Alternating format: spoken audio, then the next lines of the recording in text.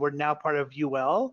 Underwriters Laboratory, which is the leader in really certification and testing for just about any device that's in your home or anywhere around the country, really.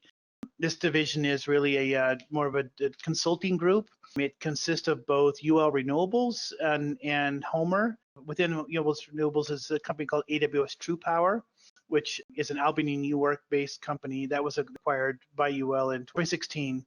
And then they acquired us in 2019 in December. And so they fit kind of on both ends of the energy spectrum, large-scale wind farm development, which is what AWS True Power largely does the consulting work on, and then HOMER, which is on the distributed side, microgrids and DER systems around the country.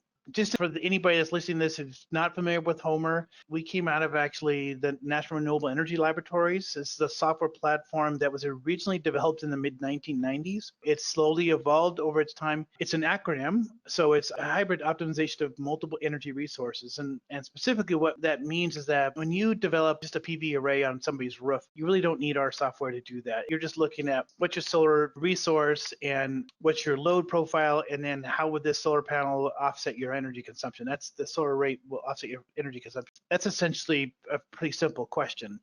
But when it comes to more complicated things like let's put in energy storage or maybe a generator or a fuel cell or other kinds of storage, maybe a flywheel or whatever it might be, the question becomes much more complicated because what you're trying to do there is really not just offset the energy demands, but you're also looking at things like demand charges and demand response opportunities, or you want to make sure you have a certain amount of resiliency during a period of time. That's where HOMER answers those questions about how much of what equipment do you need in order to deliver you the lowest cost of energy. And we can look at that two ways too, which we can also look at CO2, for example, and say, well, economics are important, but we also have to be within a certain mandate of CO2 emissions. So HOMER can be set for that as well. And so your economics are based on that CO2 limit.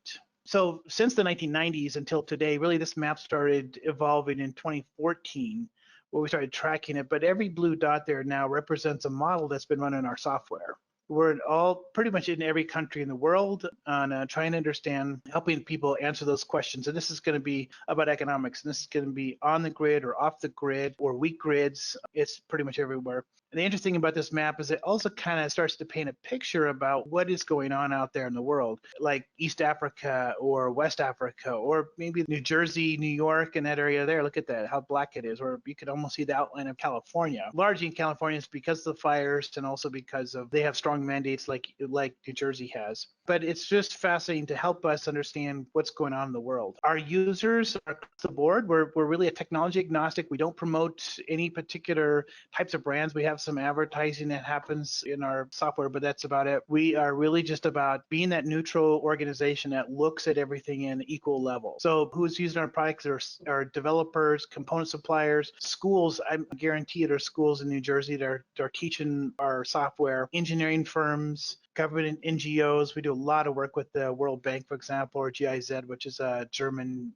aid agency, and then utilities, more so global utilities like Enel and Engie and E.ON that are using our software, and they're doing projects in different island nations around the world. But more and more, we're starting to see utilities look at this. Probably not so common in New Jersey, but certainly in the Midwest, where you have a 5-mile distribution line that's feeding a single well that's got a revenue of generation of about $80 a month or something. They're looking at our software and say, well, maybe it makes more sense to just do our own thing, or put in a microgrid and save the expense of that old 1950s era distribution line. So a lot of little things like that people are using it for. It can also be used in like end of the line. You've got a sort of trying to decide if you want to upgrade a power line. You can actually simulate a load in a particular location and then compare the two. Does it make more sense to upgrade the line, or should you put in a microgrid or a renewables generation station there that would then offset that and avoid that extra line upgrade? So there's a lot of different things how you'll start seeing utilities using our software. Our solutions really kind of come in three buckets. One is the software itself. We have HOMER Pro and HOMER Grid, which are downloadable. You put them on your hard drive. It allows you to work anywhere in the world when you're doing some modeling. We also have SaaS-based, which are web-based tools. These are relatively new, and we're still evolving those, but I'll show you some of the things, how we're using it, and it might be useful for New Jersey as well. We also offer market access and promotion. This is largely for component suppliers, companies that want to get into our market. They want to get into and learning about how the microgrid market is evolving. So we give them tips and things like that. We have an annual conference. This year it's actually going to be in Barcelona, maybe. I don't know. We might not do that this year, but like everybody else is having problems. And then finally, training support. You know, we have a tremendous amount of knowledge out there and people that are there to really help teach people how to use our software. We can run models for them. We'd be glad to do that under consulting, but what we'd prefer to do is teach them how to use our software. Just a quick analysis of how our software works. It begins with a series of inputs. So location, of course, is critical. And that's key because of the resources on the ground. You know, maybe what's the solar resource in that location? What's the wind resource? What's the cost of electricity at that location? Who's the utility there? Maybe you don't have access to electricity, and what's the cost of fuel there? Maybe the cost of propane or natural gas or diesel or whatever that you might use there. Any of these different variables that can have an impact on the performance of the system. Next and most important thing, of course, is, and we have, by the way, a huge database, which I'll show you that in the software, a large database of all of that in our software. So we use these global databases of solar resource and wind resources that help you understand that. Next, of course, is really important is the load profile. How much energy is being consumed and when? And so there's a lot of ways that you can import that data, which I'll show you that a little later. And then try to decide, then you select which components do you want to use. What's the installed cost of that solar array might be? What's the wind resource? Or does wind make sense? Does it not make sense? What about a fuel cell? All those things are considered and put into in the very beginning. When you run the analysis, we do what's called a chronological step-by-step analysis of the project. We're going to tell you what's the most optimal mix of the technologies that you've selected that will deliver the lowest cost of energy. And then you can put it in constraints under a sensitivity level, like maybe there's a constraint about CO2 emissions, but there's more than that. There's like, well, what if interest rates go up? Or what if the interest rates go down? What if utility rates go up or down? What if the load profile changes over time? We can run any type of analysis to really get, you know, as granular as you want to get an accurate prediction about what the economic cost of that system is going to be. So we're really kind of helping you understand the future of the design of these projects and helping then create credible conversation points in which people can either use this to build a project or just understand where the economics need to go in order to get to the answer that you're hoping for, which is, you know, based around the economics and how that would impact community. The output results are a combination of economics and engineering. On the engineering side, you can look step by step what each device is doing within the model. So how the solar interacts with the grid, and when there's more solar array, you know, solar production than the load, and so how it goes into the battery. So all that stuff is detailed in the model. On the other side, you get a really detailed economics analysis. What's your economic, what's your payback, what's your IRR, what is that cost over time, and generate a lot of different reports. I'll show you that a little bit later too. Also, what's important within the software is the component library, because you just don't put in a wind turbine or a battery or something like that and say that's it. Every battery and every wind turbine, or and even solar and generators, they all perform differently based on that location. What's the temperature? What's the elevation? You know, what kind of tower are you using if you're considering that? What's the solar look like at that location? Or how does that panel perform under those conditions? So within each of the components is a breakdown of how that part or that component performs in those environments. And so that's what's really unique about the library. We have two main platforms, HOMER Pro, which is really kind of our Army Swiss knife of everything. It works on grid, off grid. It's really about microgrids, though. It's really largely about, you could be connected to the main grid or you can be off the grid. And again, it's all about trying to understand the economics about that. And you can pretty much model any kind of technology, whether it's a flywheel or pumped hydro or whatever you're looking for. HOMER Grid is really more just grid connected only. You are in, you know, Trenton or wherever, and you're trying to design a system for a Walmart. You want to reduce the demand charges. What Pro doesn't really get into is really those detailed economic analysis like demand charges, demand response, parcel resiliency. It really doesn't get in that world. This is really just, it also doesn't have the database of tariffs as well. HOMER Grid is really just looking at that building and saying, what can I do with that load profile, and how can I reduce my impact on the off the grid, or how can I reduce my overall costs associated with energy. So as we know, one of the biggest market opportunities really in the microgrid, or even in the DER world, energy with storage, is demand charges, and more so in the West, but then also in the East, you have a lot of very high demand charges. This is a great useful report that Enron did a few years ago. I think it's been updated recently, that really analyzes those demand charges and helps you reduce them, because that can sometimes be 30 to 50% of your electric bill. So just dealing with demand charges can make a big impact on your bill. Coming next month is a new product that's coming out, which really is specific for EV charging. So you're trying to do a study on how charging stations, like for example, you got a gas station, and that station wants to put in a couple of EV charging stations, but they don't know how that's going to impact their electric bill, because most gas stations there have a pretty flat demand. But when you start putting EV charging stations, that's going to have a huge impact. So this tool will be built into HOMER Grid, and it'll allow you to put in 1, 2, 3, however many charging stations you want, and it'll create a sense of variability throughout the day and month and years, and help you kind of make sure that you're trying to analyze that and making sure that you don't exceed that demand charge. And how you would offset that, of course, is we're going to recommend a size of a battery that you would build into that station as well to help offset those demand charges. So we'll look at that. We'll look at the demand charges. We'll look at the simulation of electric vehicles and how they would be charged, and then recommend what size battery and perhaps even what size solar array they might put up on top of the canopy. So I think it's going to be a really cool tool for the EV world. And so you'll stay tuned to that later in next month. We'll have a public announcement as if you want to participate in that webinar.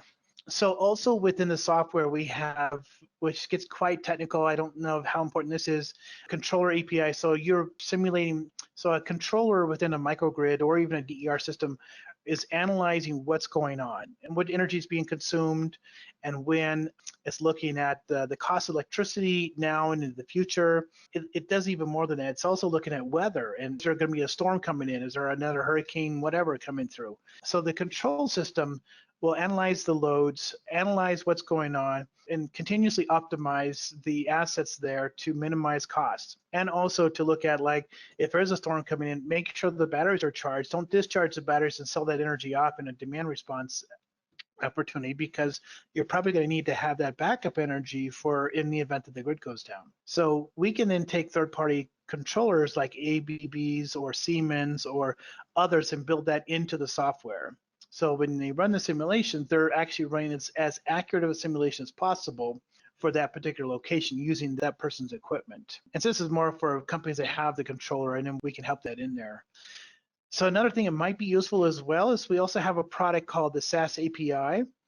The SaaS API puts the HOMER engine in the cloud. So you can customize and create any kind of visual front end that you want for your clients. For example, you want to create a website that can quickly do an analysis on a customer's, whether it's a residential, we're mainly focused on C&I, but we could do residential as well. But they want a C&I business, you have a mandate, and the mandate is they have to be under a certain CO2 limit. We can build all that into the software, and all they have to do is their location and have access to our electric bill, which there's a lot of good companies out there that actually can provide easy access to your electric bill. The Utility API is one of them. It's just an excellent company that you just get permission. You can quickly download from the user's permission. If it's a user themselves, it's a pretty simple process. They download the data and they can put it right into HOMER, and then you can run a very quick analysis. So it'll immediately give them what's the economic impact if they were to meet that greenhouse gas emissions goal, for example. And then you could even give them a list of, which we don't have any of those, but a list of local New Jersey-based installers that could help them come up with that answer. What we're doing is, again, from the very beginning of this presentation, we're combining these different technologies together. We're looking at demand charge, demand response, all these things, and trying to give that answer to the customer as to what's my impact, what's the incentives built into that, if there are any, and how would that cost me? So it's a much more complicated question than let's just put a PV array on a roof and this is what the decrease in your cost of your energy is going to be, and this might be what the cost is. So it's much more complicated question, as you might imagine. So the SaaS, and this is kind of aimed at component suppliers. It starts with how does it work? So you build the front end, and then the customers capture the data by going to the website. You can do all kinds of front end stuff on educating them on solutions. We run to the optimization engine, and it's going to give them results. Those outputs then go to whoever you want it to go to. You want it to your own database, or do you want to push those to dealers or something like that out there based on privacy, as long as that's okay. However you want that to work, that can be customized. And we can either do the work on the front end stuff, or we have clients that they do that themselves as well. And the last thing is this, we have trainings that we do all over the world. It's not so much anymore. That's a rare picture when you see that many people in a room now. And then we have a conference, which I mentioned that it's going to be in Barcelona this year. And then last of all, you can try the software for free. So you can go through, download it, play with it. It's free for 21 days. This is HOMER Grid, and this is kind of a software platform which I really like a lot because in the grid connected environment, you can use it only for grid connected applications. The point is, how do you build in resiliency while at the same time you're offsetting your energy costs? So how HOMER works is you just put in the address. You can do that any way that you want. There's a lot of different types of views that you can have on that particular location. So that's kind of where this hospital is located at. As you build the model in the upper right-hand corner, it sort of builds a schematic of the system. You have an AC bus and a DC bus. Obviously, the solar charges in the DC bus. The battery goes back and forth in the DC bus. The inverter, which converts it to AC. And then you have the load, which is the hospital. And then you have the grid itself. So that's what we're seeing, a design that's based on solar plus storage, offsetting the demand of a hospital in Southern California. So you can go through and look at, what's the electric load look like? How does that energy look like?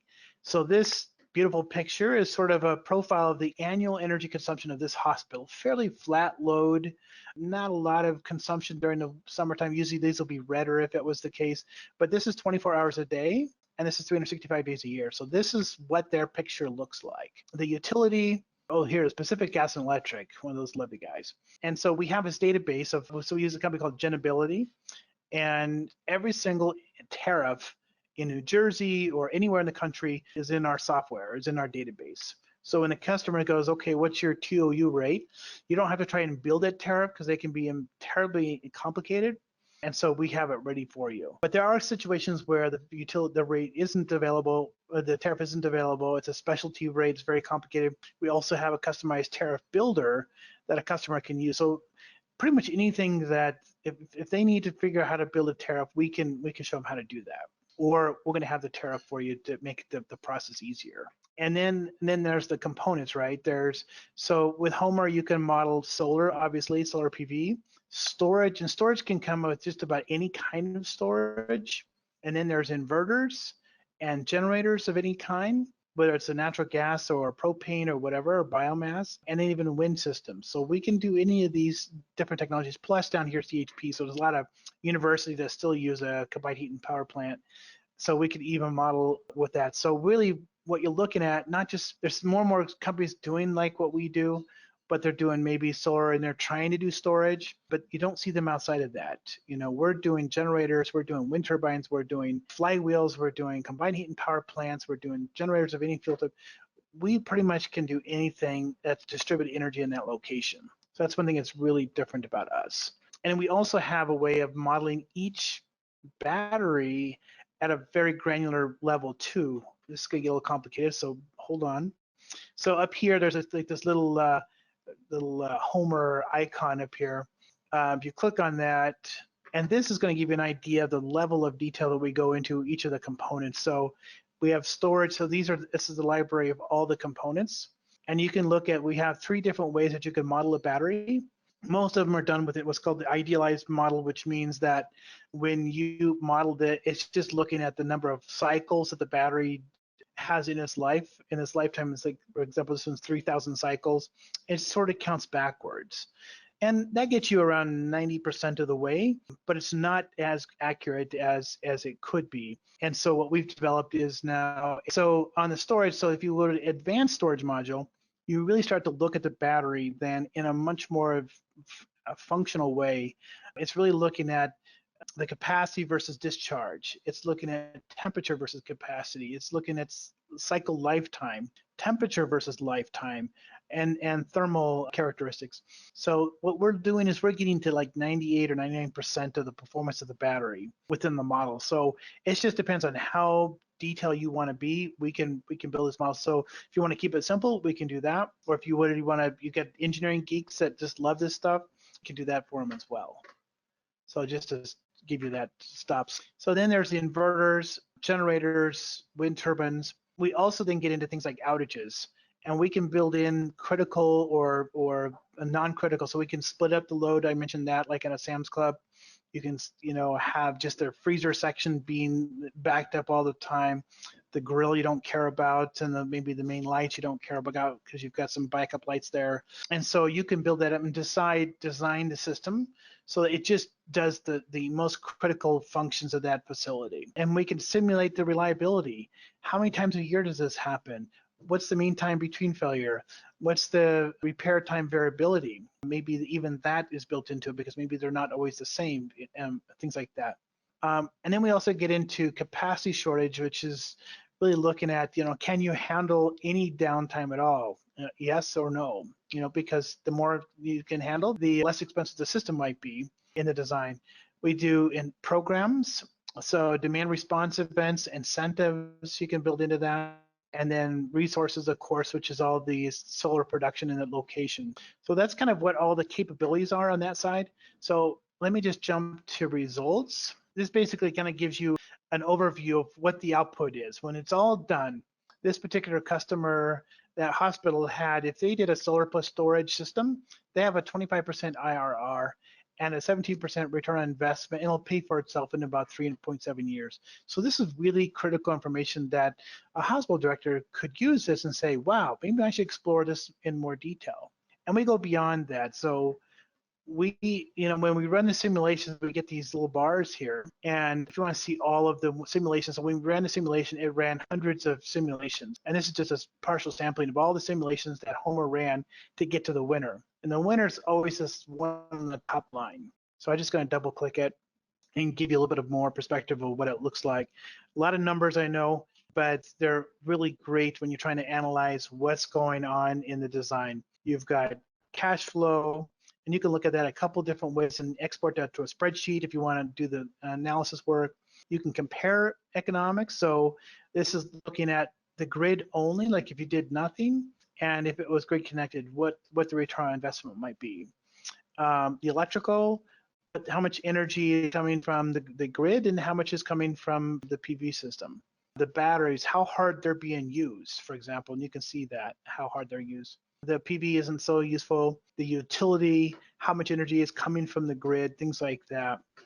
You could also then say, well, let me just go deeper into this. Let me understand what's going on. So in this graph here, you can see what we're doing here. So here's the demand limit. See this yellow line? So the utility sets this demand limit, and HOMER says, okay, I got to make sure that I always stay below that limit. So this is your AC grid purchases. It never goes above that line. And this is your load. So your load is far higher than what the energy consumption is. So this is what the PV is sitting. So we're sizing the system based on that. And you can say, well, maybe I want to know a little bit more about it. And you can look at, well, what's the renewables penetration look like? So a lot of different things that you can customize in that.